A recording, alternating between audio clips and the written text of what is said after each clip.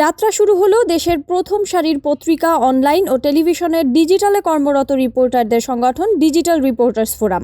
গতকাল রাতে বিভিন্ন গণমাধ্যমে কর্মরত মাল্টিমিডিয়া সাংবাদিকদের আড্ডা ভোজ 3.0 থেকে সর্বসম্মতিক্রমে এ সংগঠনের যাত্রা শুরু হয়।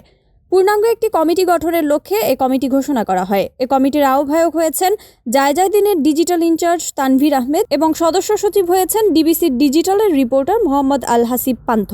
কমিটির অন্যান্য পদে রয়েছেন যুগ্ম আহ্বায়ক এটিএন বাংলার সিনিয়র রিপোর্টার আলী আজগর ইমন, বাংলাদেশ প্রতিদিন ডিজিটালের বিনোদন বিভাগের ইনচার্জ শিবলি আহমেদ, বাংলাভিশন ডিজিটালের রিপোর্টার শুভ খান।